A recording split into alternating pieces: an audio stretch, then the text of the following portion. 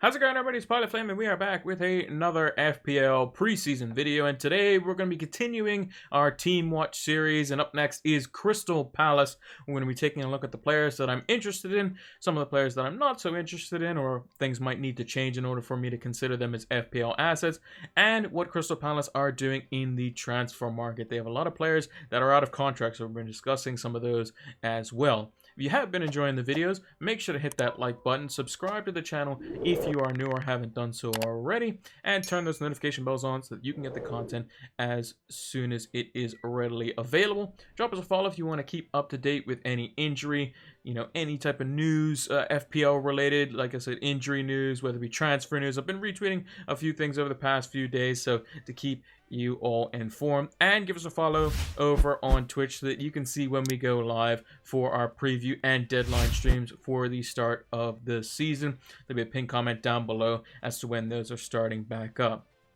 So without further ado, let's talk about Fantasy Football Scout.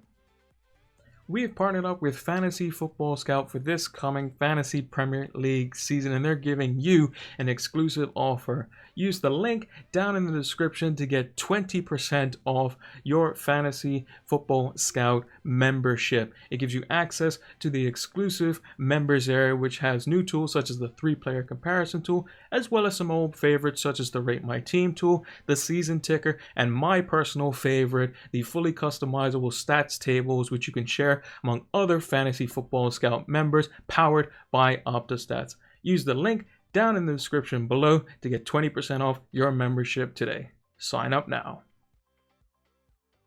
So for starters, Crystal Palace, they really don't have very many players that I'm kind of interested in, but I am going to go over the ones that were kind of mainstays or kind of important to the team and aren't necessarily out of contract coming into this season.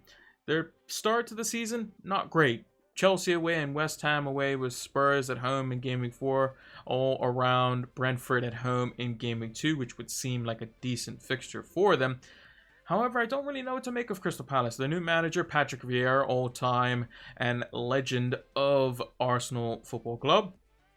And I'm just not sure what to make of him potentially. What style of play is he going to play? Is he going to play defensive? Is he going to be more attacking?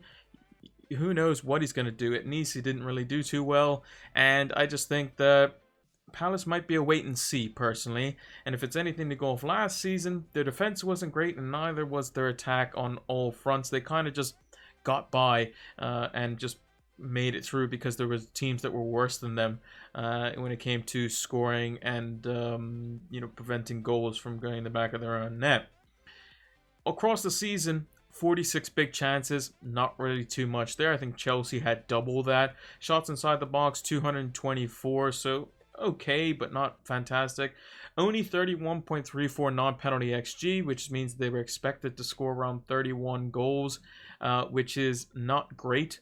And then 5 of their 46 big chances came in their last 4 game weeks, so they're averaging around 1 big chance a game. So they were really clinging on to the fact that they have one chance and hopefully they score. Like Benteke, there was one game where they won 2-1. I think they came back from being 1-0 down, and he scored 2 goals with 2 touches, which is pretty crazy. So I just don't see Palace being all that good. And I mean, Guaita, the season before last, he was fantastic. Last season, he wasn't very good at all. In the last 4 matches played alone, 2.40 XG prevented in a bad sense. So that means he conceded 2.4 extra goals in terms of XG than what he probably should have, which is definitely not ideal. He is 4.5 million and could rotate well with the likes of Sanchez, but again, I'm still not convinced. Mitchell at 4.5 million, bit disappointed. Obviously, he was 4 million last season and did so well as bench fodder, but he looked to be quite threatening. And the last 4 matches showed that he played. He was definitely getting involved. 0.99 XGI, so expected to be involved in at least 1 goal in that span of time. And I think 4.5 million, if Palace do start to show a little bit of defensive prowess under Vieira, then he could be the one to go to. In terms of other options, Kouyaté was probably the only other mainstay. He is potentially someone who could move back into midfield depending on how Vieira shapes his team, and he's set as a 4.5 million defender as well. So he could be someone that could be quite good. Now, if he is, playing in midfield or maybe an advanced role, then that would be very beneficial. But the likelihood is he'll probably stick to center back or play defensive midfield, in which case we'll have to kind of see. It is Palace. It's not like a Dallas situation where, hey, he's a 4.5 million defender that could be playing cam basically, or like right mid or something like that. It's not anything too crazy about it. He's not the most attacking type anyway. 0.05 xgi. He was playing at center back for most of this, but that just shows that he wasn't even involved in getting anywhere near a chance to score, whether it be on a set piece or just a corner or any of those types of plays which will allow him to basically go forward. And if he's playing in a center back, not really ideal. But defense, it's going to be wait and see for Palace. Their fixtures off the start aren't great, so I wouldn't go near them. So I think it's definitely going to be wait and see. And who knows how Vieira could set up. He could set up in a 3-5-2. He could set up in a 4-3-3. We have no clue. It could be any which way possible. Now, with that being said, let's take a look at some of the attacking assets that Crystal Palace could have going into this season. Now, if I was picking 3 Crystal Palace assets that I'd definitely be looking at in terms of an attack point of view, it would be Eberechi Eze, be Wilfried Zaha, and it'd be Christian Benteke. Unfortunately, Eze is out with a long-term Achilles injury after having suffered that injury in last season. He could be out for an extremely long time. And if you look at his chances created over the last 4 matches that he did play, 10 chances created, 6 shots inside the box. He was all action. And at 6 million, he could have potentially provided some value, but he's going to still be out for quite some time. Zaha is always somebody who's very hit or miss. Potentially is looking for a move. He's getting, in his late 20s now, maybe one last payday type of thing. 5 chances created, 7 shots in the box, but no big chances for Zaha, which isn't ideal, and had a lower XGI than Eze over both their last 4 matches played. Benteke was the very interesting one because they started to favor him as kind of the main focal point, and he was the one getting that like 1, maybe 2 big chances a game. As you can tell, he got 3 out of the 5 big chances over the last 4 matches that Palace played, and he created 3 chances as well. 17 shots inside the box, which is pretty insane, and 2.10 XGI is also nothing to steer clear from. That looks quite enticing.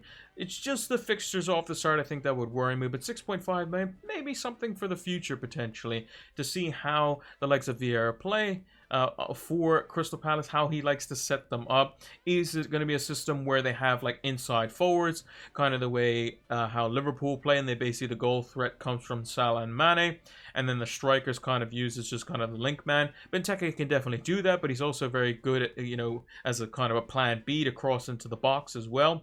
Whereas Firmino kind of isn't. Yes, he scored, a headed goal every now and again, but he's not Christian Benteke level, where he can just basically just rise above everyone and just head it in the back of the net.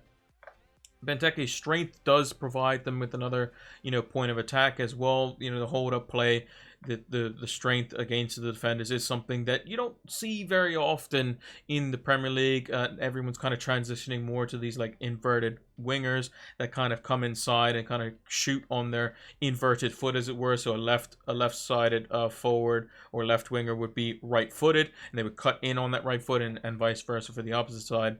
Whereas Benteke is just somebody you kind of just want to get him in the box, and you kind of want natural footed forwards on the left and right hand side, using their left foot if they're on the left hand side and right foot on the right hand side to create outswinging crosses which go towards Benteke, swinging away from the goalkeeper, and allow him to put the header in the back of the net. That's where he kind of thrives, but I can see him being used as a link man as well. So maybe it's just something for the future. Zaha at 7 million, that's going to be pretty much a standard price. I think for him, as well as a couple others in that bracket, is more of a wait and see. With Madison, he was injured as an example, another one at 7 million. Barnes is also 7 million. He's a wait and see with his injury. And Zaha, with the fixtures, we still have to kind of see who's potentially on penalties as well. It's probably going to be Zaha again, but again, it could, Vieira could go 4-4-2, and then Zaha playing up front alongside Benteke might make it a little bit better for him, as you get an extra point for a clean sheet, and you also get an extra point for a goal as well. And if he's on pens, that could be quite enticing. So we'll have to wait and see on that one as well. So with that being said, let's take a look at the potential transfer mess that Crystal Palace could be in this off-season. Now, for Crystal Palace, we've known for a very long time that they've had real trouble in terms of, kind of maintaining their wage bill and maintaining their whole squad basically, and they found themselves in a pretty bad situation. I think it's like close to half their first team squad is out of contract, which is not a great thing that you need to do if you're a manager coming in and you're like trying to figure out, well, who's going to stay, who's going to go. I don't really know. Maybe there's players, have already set things up beforehand that, Vieira would have liked to keep. With Hodgson leaving now, maybe they just wanted to say, let's run all these players' contracts down. We'll let them decide on the new manager and see if they want to resign. If they don't, and Vieira doesn't fancy them, then we'll go with a new direction, which I think could be a good and a bad thing. Could be a bit of a double-edged sword there. But in terms of the transfer ins, they have Olise, who has come in from Reading. He's already in the game at 5.5 million. It was approximately just under 8 million pounds. And as a note, all the transfer fees you see on the graphics for these videos are approximations and are not official until announced by the club. So I think Olise is in kind of an all-action midfielder. He looks to basically play in like the number 10 role off the right-hand side. Can also play in more of just kind of this, like a attacking number 8 role, kind of similarly to how De Bruyne plays for Man City in either the half spaces. And he could be good value. Maybe he picks up the mantle in terms of the creative role coming into the team while Eze is out. And I think long term, you might see Eze and Olise as two number 8s in central midfield, which would be fantastic to watch. In terms of other ins, Nketiah is someone that has been linked to Crystal Palace, although after his miss in their preseason game, I don't think Crystal Palace will be looking at him. But another forward that is no stranger to the Crystal Palace family is another a brother of Ayew, which this is Andre Ayew, and he could be coming on a free from Swansea and linking up with his brother Jordan at Crystal Palace. But we'll have to see kind of how that pans out. Maybe they form a duo up front. Again, both Jordan and Andre have been they're like auxiliary attackers. They can play anywhere across like the front three, and they're going to give you 110% every time as well. In terms of the outs, 3 main ones. Andros Townsend, someone who's been in the team for several years, can play off the right, can play off the left, can play false 9 if he wants to or has to. Has a wicked left foot. I remember that volley that he scored versus Man City was crazy. And yeah, he could be a big miss for them. But he is getting up in age as well. I think he's either 28 or 29 or thereabouts. And could be someone that they let go of in search of younger and brighter talent. Cahill is another one who is also in his 30s now as well. Could be someone that they let go, but was a stalwart in their defense. And when he was playing, was quite consistent for Crystal Palace. But again, injuries have plagued him a little bit over the last season as well. And then Patrick Van Arnold has been linked away from other clubs as well, such as Arsenal. So he could be someone that is moving away from the club in search of a newer challenge as well. He's currently not in FPL at the moment because he is also out of contract and could see finding himself a nice deal for another club. But we'll have to see what Vieira decides to choose. And if he decides to say, yeah, all the players that are 28, 29, 30, we don't want them. We want younger, brighter talent, and we're going to go with that. I think that could be a good approach. It just may cost you in terms of league position, which could ultimately see you potentially relegated, which wouldn't be ideal. So you have to have a little bit of experience in there. But if they can bring up some younger talent and they can get Eze back and they can hang on to Zaha as like more of the experience, like him and Benteke being the experience, maybe they keep one senior center back and then they should be in good stead going forward. And that is it for the Crystal Palace transfer rumors. Let me know in the comments down below if I've missed any, and if there's any more that come through, I'll make sure to retweet it if I see it over on Twitter as well.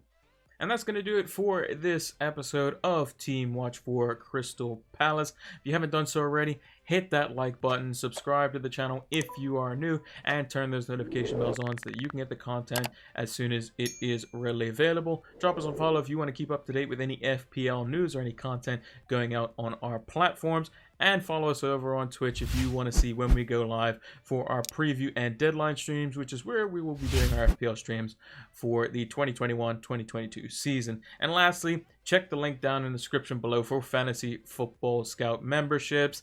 20% off. Hopefully that it can help you elevate your FPL game. So make sure to check that out. Link is in the description below. Thank you all for watching, and until the next one, take care.